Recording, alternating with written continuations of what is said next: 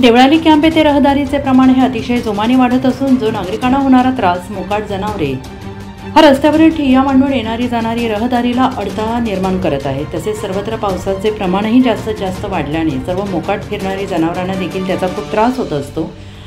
ते कधी प्रत्येक व्यापारी दुकानासमोर, तर कधी भगूर कॅम्प रस्त्याच्या मधोमध, तर कधी आनंद रोडवरच्या रस्त्यावर, नाही तर स्वतः रस्त्याच्या कडेला, कधी लेविंट मार्केट भाजी, तर अशा ठिकाणी मोकाट फिरणारी जनावरे 5 ते 10 नसून तब्बल 15 ते 20 अशा एकत्रित झुंड करून फिरणारी मोकाट जनावरे कधी कुठल्या नागरिकावर, तर कधी कुठल्या मोटर वाहन चालकावर चुकून हल्ला करत असतात। आणि याचा जबाबदार कोण राहणार, याचा जबाबदारी कंटोन्मेंट प्रशासन घेणार का, ऑफिसमधील बसलेला प्रत्येक अधिकारी घेणार का? अशाच एका हलगर्जीपणामुळे कळवण गावातील घटना जी सोशल मीडियावर व्हायरल होते आहे, त्यामध्ये दिसत आहे कशा पद्धतीने बाईकवर येत असलेल्या वयोवृद्ध व्यक्तीस रस्त्यावरच्या मोकाट फिरणाऱ्या जनावरांनी त्या वयोवृद्ध व्यक्तीवर आपल्या शिंगाने उचलून फेकत, पायाखाली तुडवत त्याच्यावर हल्ला करून त्याला जीवे ठार मारित असल्याचं बघून बाकीच्या नागरिकांनी देखील धाव घेतली असताना तरीही त्यामधील परत दुसऱ्या व्यक्तीवर देखील मोकाट फिरणाऱ्या जनावरांनी दुसऱ्यांदा हल्ला करून त्याला पायाखाली तुडवून शिंगाने मारून रक्तबंबाळ केलं।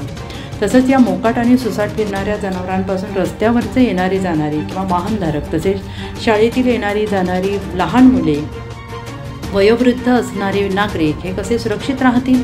कळवणच्या घटनेची पुनरावृत्ती होऊ नये यासाठी कंटोन्मेंट बोर्डाच्या वतीनं मोकाट जनावरांचा मालकांवर कारवाई करणं गरजेचं आहे।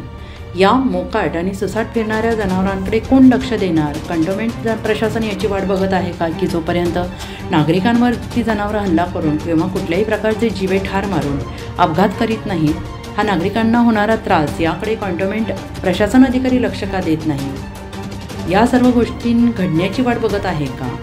NCN न्यूजसाठी जितेंद्र नरवाडे, नाशिक रोड।